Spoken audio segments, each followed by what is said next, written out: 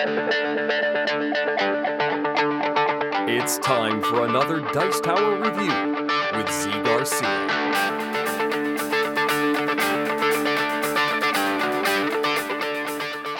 Hey everybody, today I'm taking a look at Crazy Lab here, a trick-taking game. And if you don't know, I am a big fan of trick-taking games, though I tend to enjoy trick-taking games that give you a balance of classic and new. If they don't quite hit that balance, then I tend to end up like I'm missing something. If they're too classic, then I wonder why we needed the game in the first place to add to the growing genre. And if it's too new, if it's too unique, too different, it might end up not feeling like a trick-taking game. It might end up being more confusing than enjoyable and hard to teach to other people or learn oneself. So, is Crazy Lab the right balance? It's got a cool theme, it's got a really neat look, but does it nail the mechanisms? Let's take a look.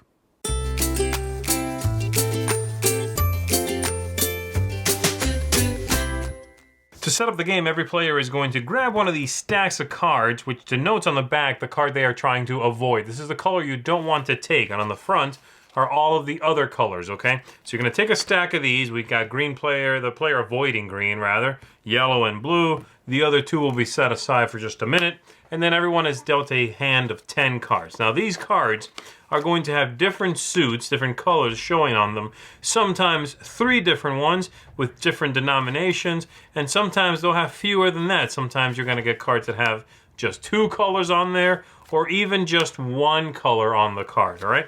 And so once you've taken a look at your hand of cards, you're going to pick from the bad cards, right? The color you're avoiding cards.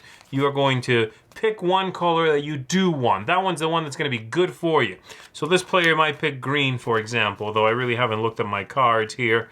Let's say purple. How about that? I want purple, because I have a few of those, and I'm hoping to get as many of those as I can, because at the end of the game, for every blue card, every blue number I have, that's going to be bad, and for every number that's purple, in this case, that's good. Those are positive points.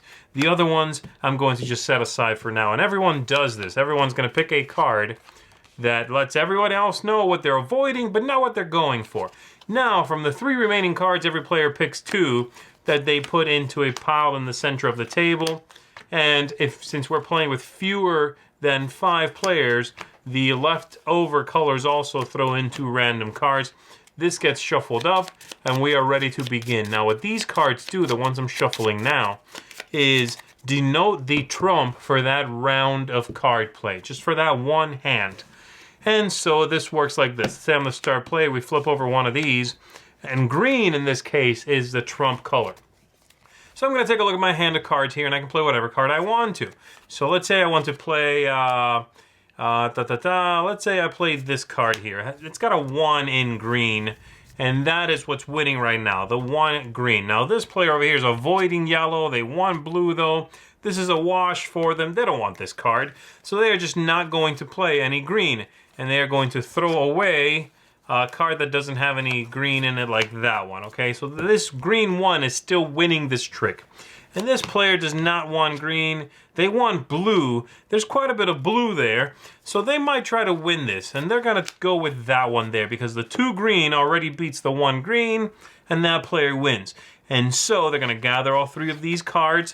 They'll put them in their score pile. We'll burn through this one and flip over another card that will denote the trump suit for the very next round of card play here.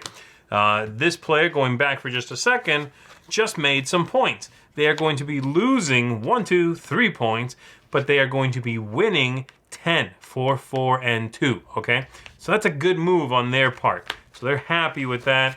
The next go around is also green. This player once again leads. Now, if there's a tie, let's say this player plays a green 4, someone else plays a green 4, the earliest one played wins it. And if no one played the trump color, then the highest number played wins it, again breaking ties with the earliest card played.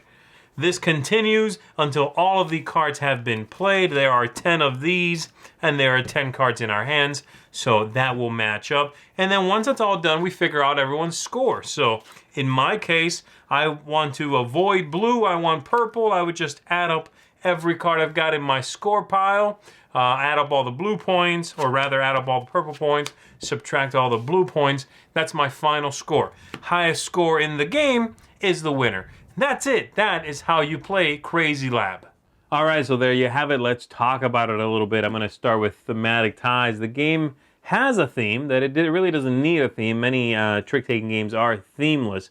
But this one has one, and I do think it helps because it makes for really neat artwork, and it's sort of a quirky game in its gameplay, and I think the theme lends to that a little bit. So let's talk about aesthetics, since that's mainly where the theme fits into, or feeds rather, into the overall package here.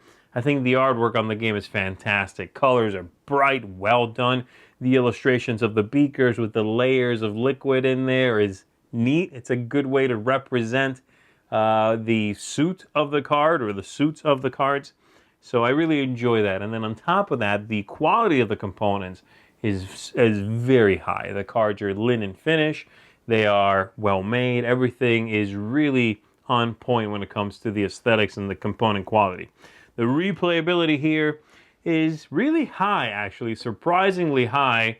And that, I think, is because this is shorter than a lot of trick-taking games. A lot of trick-taking games expect you to play a hand per player, expect you to play through a deck or to a point total. And this game does not do that.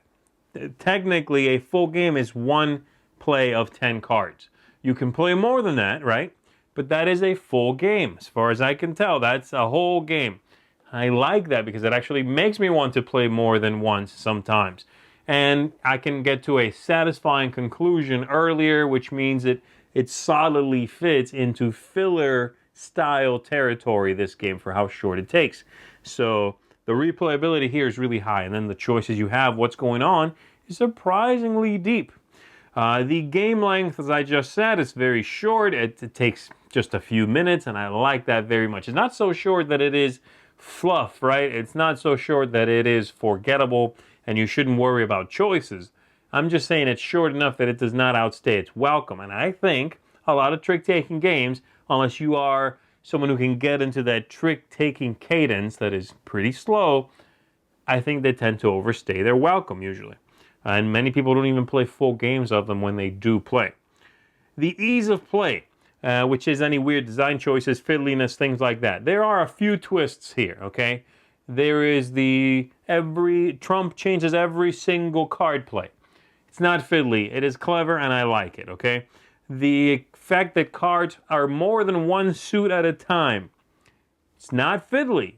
It could have been. I think the theme helped in that department. Looking at that beaker and seeing the stacks of, whatever is in there, orange juice and stuff, that helps.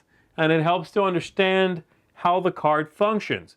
Tiebreaker rules, they're easy. So I think the design here never at any point gets bogged down by some extra clever rule they just needed to keep in there. No, everything is clean, it works, I like it. And then lastly, tactics and strategy and luck, of course. There's going to be some luck, okay? You're going to be dealt a hand of cards. But you do pick the color you're going for after you've grabbed your hand of cards.